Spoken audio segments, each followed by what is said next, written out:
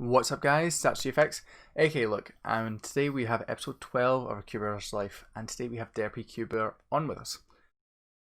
Thanks for all the support through all the episodes of Cuber's Life series. This will actually be the final episode, so thank you again for all the support through. Daniel Carnock, aka Derpy Cuber, is a Cuber from the United States of America who started competing in 2014. He's attended 83 competitions and has done over 4,000 solves. He's world class in lots of events, but his main specialism is square one. He's held one world record, one continental record, and has got 46 golds. As well as this, he podiumed at the World Championships in 2017 and 2019, both in square one. Derpy also has a YouTube channel with 40,000 subscribers, where he uploads lots of interesting cubing videos and cubing skits. He also streams on Twitch, where he does solves, as well as music stuff, and lots of good content. There'll be links in the description below. So today we have Derpy Cuber on with us. Thanks for coming on. Hello. Thanks for having me. So let's just get into the first question. So what does kind of a typical week look like for you in terms of kind of work, school, all that good stuff, and how does kind of cubing fit into all that? Yeah, so work and school have all been like very fluctuating things in terms of cubing, but I've always tried to keep cubing it constant. But like my practice has gone like a lot down when I'm in school because there's like so much time taken up with it, and I just have to find like little pockets of time, like an hour or two in the day to like practice something. But in the summer, it's just like I have so much free time and I can just have so much freedom with the practice, and it's great. But yeah, definitely much more practice during the summer. Nice. So would you kind of leave the summer for learning algorithms and stuff like that, and then kind of throughout the year when you've just got that kind of 1 hour or whatever, you'll do some solves? Or Kind of. I sort of see it as like yeah, in a way you're sort of like using summer as like the big block of time to like do all the hard work, and then when school comes around, when you don't have as much time, you're like, all right, time to just make that better, time to just retain that, you know? Yeah. Where it's like if your goal is to learn full ZB and you want to be like a world-class OH solver, then you can be like, all right, I can learn full ZB in 3 months, or maybe you can't, I don't know, but like you can try, and then you can be like, okay, now school year started, time to just drill those and retain those and just do a bunch of solves, because that'll work. I mean, I think. I don't know. You know better than me. That's what I'm going to try. Say what? You know better than me. So how would you kind of say life has impacted your practice over the years? So in terms of, has there been certain things that have happened that have maybe made you practice more rather than less? More than less. Yeah, it's usually people answer with like life got in the way of me practicing, but more than less. I think quarantine has really made me practice more than ever. Like for the past 2 years, I've always had like trouble finding consistent like practice times more than like 1 hour or so, or more than an hour and a half or something. And then I had like some wrist injuries which prevented me from like practicing for a long time or doing like big cubes and stuff, and that sucked. But it's just like over the years, I would say like in middle school was when I just had the absolute greatest time practicing, because it was just like I got home, I didn't even do my homework. I was in 7th grade, like it didn't matter. I just cubed for like 6 hours from like 6 p.m. like 5 p.m. to 11 p.m. I was just like 3x3 solves, let's do it. Yeah. And it was so much fun because it's like the improvement, you can see it when you're averaging like, I don't know, 25 or something, you know? Yeah. But yeah, now I'm surprised at how often I'm practicing given how little I improve nowadays, which I'm like, it's good. It's a good thing to have. Yeah. I'm pretty jealous because I started cubing when I was about kind of 18, 19, so I missed that whole, I have so much free time. Yeah. So a few people, I mean, many people have that, but like there are a lot of people that are also just like starting in their late teens, and it's just like you don't have that liberty. And like I can't believe like Leo Borm, how does he he started when he was 8. Like this, I wish I started when I was 8. Like, are you kidding me? Yeah. It's insane, bro. Like, you have so much time. And he's got so much room to, like, grow as well. He's got, like, at least 8 years on him. Like, yeah, and he's already at, like, world-class level. Yeah, he already got like world's best 2 average on StackMat. Yeah. Yeah, like a sub 5 average. I was like, what? But yeah. Mental.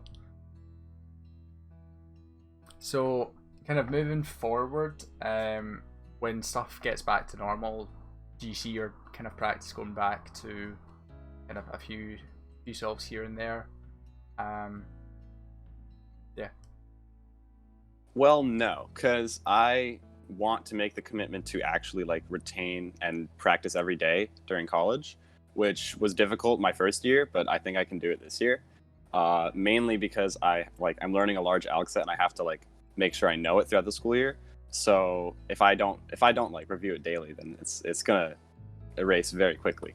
And so I'm committing myself to like just practicing it every day before my first class and like live streaming it and stuff like Nice. that, just to like document my progress. So like I definitely am trying to take the juggling more seriously of cubing in school, which is I know it's going to be like probably extremely hard, but I'm going to try it. Well, if you go in with the right mindset, that sets you up much better. Yeah, definitely. So Definitely. which alg set is this that you're tackling? Oh, this is permutation of both layers on square PBL, one. yeah. Yeah, PBL. So yeah, it's 967 algorithms, and so far I think I learned a couple today. I think I know around 551, 552. So yeah, I'm trying to finish it by the end of the summer, and then when college comes around, I have to just like every day just be like, all right, review, just like practice, and then maybe every now and then do solves, because like I found that doing practice solves, like serious practice sessions, like once every 2 or 3 days creates the best times for me, like not every day. Yeah. So I figured that just practicing PBL every day and then doing solves like once every 2 or 3 days would be like optimal, especially in college. Nice. So maybe to move on to square one then, what would be your kind of tips for square one improvement? Kind of different points to learn kind of CSP. Your thoughts on PBL, because I know a few other people have mentioned that they are not adopting PBL because they don't think it's got as much time save. But obviously, you must think it's got that time save, otherwise you wouldn't be learning it. Yeah. So I really am going into this blind because no one has done this before. I mean, Sam Feng knows full 2 algorithm PBL, which is when you intuitively, not so intuitively because he's done it so much that it's just like natural to him, but you basically do 2 algorithms each that are 5 slices or fewer, which so that you're always doing any PBL in 10 slices or fewer. So he's got it. He's pretty fast with that. But I'm pretty confident that 1 algorithm PBL is gonna change the metagame.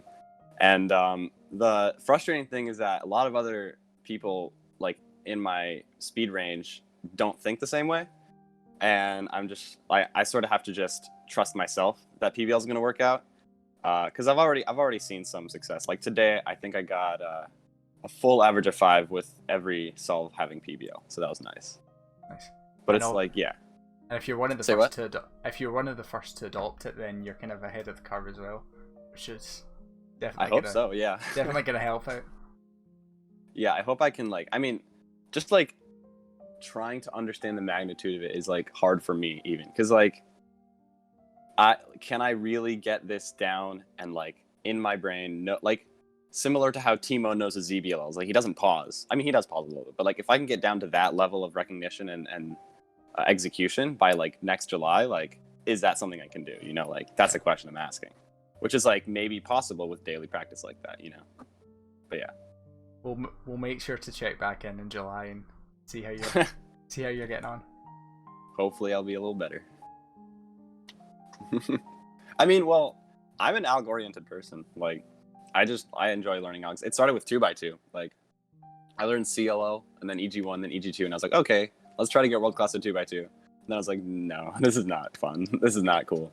Like, I got a little bit of success, but it's just like, it's so out of your control that it's just not fun to like put your emotional investment into an event. And so I switched to square one, which you would think would have even more luck dependent on it because of parity, but then we solved that with CSP.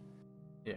And then, which is like crazy to learn. Like, I remember when that came out back in like late 2016, and I learned. I think I learned it.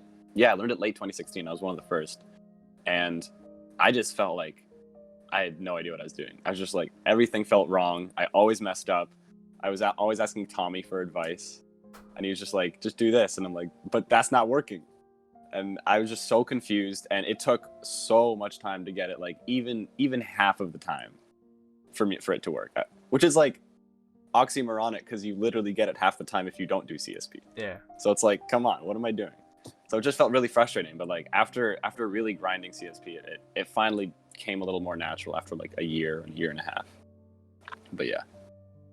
And then Brandon was saying a few weeks ago, kind of the change of like the changing view of Square One when you take out the parity. He was saying like it just becomes that much more fun. Exactly, yeah. Like it's crazy how Square One was looked at literally 5 years ago. Like in 2015, people were winning nationals with 12 averages or 12 averages, I think, and podiuming with 16 averages because parity existed and hardware didn't exist. Like, yeah, it's crazy how we solved those two very basic problems. Like 4x4 doesn't even, we can't even do like avoid parity. We kind of can OLO parity, but that's sort of very hard and not fun at all. Yeah. But like Square One, you can just like, if you're good at it, you can make sure you avoid parity all the time, which is amazing. Like, yeah, it's crazy how we invented that. Like, I think that's awesome. Yeah, for sure.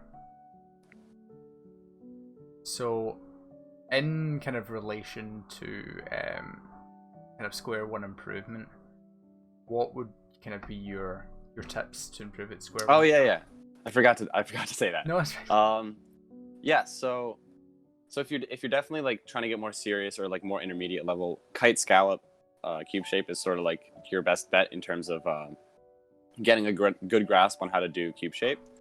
Because then you'll like really actually be doing cube shape in like 7 slices or fewer, which with like beginner's cube shape you're not. You're always just like fumbling around into a star shape and then like doing the alg that you know. But like Kite Scallop is like your next step in terms of that. And like if you're doing Kite Scallop, if you're trying to be serious at Square One, you're silly not to learn the basic middle step algs, which is like EO, CP, and like basic EP. Well, EP is not the middle step, but CO doesn't really count as algorithms. But you should know how to do CO in 3 slices or fewer all the time. It should never take 4. That should just be intuitive for you for like just like 2x2 corners. But yeah, those middle steps you should know all 7 EO algs, all 8 CP algs. I think it's 8 or 7 for them. I forget which one is which. But and for EP, just like if you know adjacent and you know parity, like you'll get pretty far if you know how to turn correctly. The biggest thing honestly is turning. Like people just can't turn Square One. But that honestly comes with solves. Like you just develop your own turning style by like doing thousands and thousands of solves and just getting used to how the cube works and getting used to how the cube doesn't work, which is a very Square One thing where you're just like the cube just doesn't turn. You're like, oh my god. Like in 3x3 you can lock up, but there's like if you mistake a cube shape and you think you did it and then you look on bottom and there's a fist on bottom and a square on top, you're just like, what did I just do? And the entire solve is completely ruined. Like in 3x3, I mean, yeah, you can mess up cross horribly, but like that kind of mess up in Square One is just so bad. So yeah, like knowing Kite Scallop cube shape is definitely the way to go in terms of that. And then like when you're getting faster, like trying to get like sub 15, advanced cube shape definitely is like the way to go. And that's just learning every optimal alg for every cube shape. And that's easily done if you just look at the CSP document. That has like every optimal alg. And in terms of like EP and like cube shape are like the craziest steps because they take the longest and they're the most important and they're the hardest to like they require the most improvement and like theory crafting and stuff. Because like with cube shape, we improved it so much with cube shape parity, and with EP, with EP, I'm trying to eliminate that with PBL. So, wait, PBL's not relevant for sub 15. No, sub 15, you definitely want to like know pretty much every non-parity EP, which is like I think 50. I'm not sure. I think it's 100 EPs in total. And then you need to know like at least every 12 slice or fewer parity EP if you're really trying to like if you're not using CSP, because you got to be ready for like parity EP if you're trying to get sub 15 without CSP. Like you just have to. I think it's important for people to learn how to deal with parity EP before learning how to deal with CSP. Because first of all, I think the turning, like people's turning get worse. I've heard people say that, and I kind of agree. Because when you know how to like deal with parity on a regular basis, your turning gets better because you're always like spamming this alg and like training your fingers to turn at that speed. So then you start to be able to develop your non-parity EP algs up to that speed, and your turn speed gets better and better because you're doing parity on a regular basis. But if you learn CSP like before you learn any parity EPs, like your turning is definitely going to be like significantly worse. That's what I think. So I think the optimal time to learn CSP is like sub 13, sub 12-ish. I think that's the time. Because that's when you start to be like, okay, I know how to do every cube shape. I need to know how to know. Now, like, parity is the only thing, like, stopping me from being sub 10, you know? And, like, people can get sub 10 with parity, but, like, that's stupid. No, that's definitely an interesting take on it. Switching over to kind of YouTube-based stuff, I'm sure there's probably quite a lot of people watching that maybe do YouTube themselves on kind of a smaller scale. What would kind of your tips be for growing growing their channel? Yeah, so I see a lot of like comments saying like, how do I grow faster? How do I become bigger? And then I'm like, I think you've answered your question already, because your goal is to get bigger and grow faster. Like, if you're just doing it for like, I mean, everyone says this. If you're doing it for like the money or the views, like, stop doing it. Yeah. But like, here's what you got to do. Ask yourself, like, do I enjoy creating? Is creating something I enjoy? And ask yourself, do I enjoy creating within the format of a video? Is that something I want to do and something I feel like I can express myself in, whether it be an unboxing or a skit or something? Like, do I enjoy just reviewing things and like not really just like, or like, do I enjoy non-WCA puzzles and solving them on camera? Like, if you enjoy doing something on camera and think that that's interesting enough for you, then just like, I don't know, put it out there. But if you're just like, oh man, I need to make a new tutorial so that it gets 100 views in an hour, it's just like, what are you asking? Like, what are you getting from that? Yeah. I mean, you're getting 100 views from that, but in the long run, it's nothing. Like, it's not what you're doing. You're not doing anything right by doing that.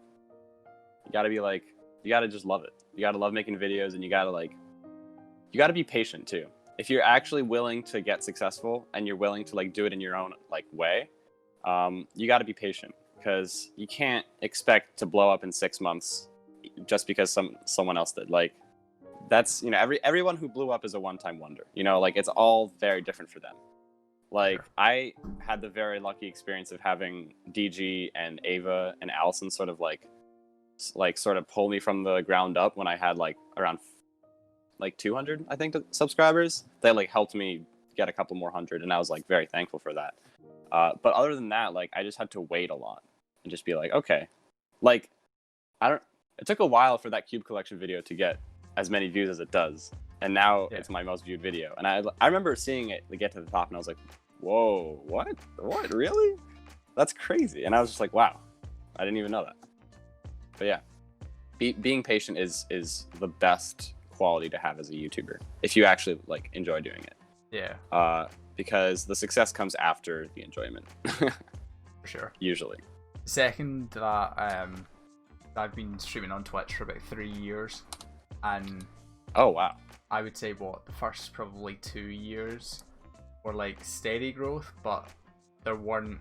I think I was about 500, 600 followers after about the second year, so there wasn't a major jump or anything. Then quarantine happened, and obviously queuing on Twitch has grown exponentially, so I think I'm about 1.4, 1.5k now. Nice. So yeah, for sure, like, second Daniel, patience, but not really get that mentality down. It's not a numbers game. It's like, I've seen a few comments before about people almost thinking it's competition to see who has the most subscribers, followers, likes. But if you're kind of going in with that attitude, I'd say you're setting yourself up for failure. Yeah, because you're setting never yourself up gonna for be happy. disappointment Yeah, because you'll be like, I want more, and then you'll be like, wait, now I have it. Now what? Like yeah, now I don't know what I'm doing. You know, like for sure. sometimes I find myself comparing to like bigger YouTubers and why they're doing better, and then I'm like, chill out. That's not what I'm here for. I'm not here to like make their content. You know, Yeah. I'm here to make my content. And But yeah. have fun while doing it for sure. I think that's all the questions that I've got. Big thanks again for coming on. Yo, thanks for having me. You'll be able to find links to Derpy's Twitch and YouTube in the description below. Make sure to check them out if you haven't already, and show him some love. Big thanks again for coming on. Thank you. This was a lot of fun. Yeah, for sure. See you guys.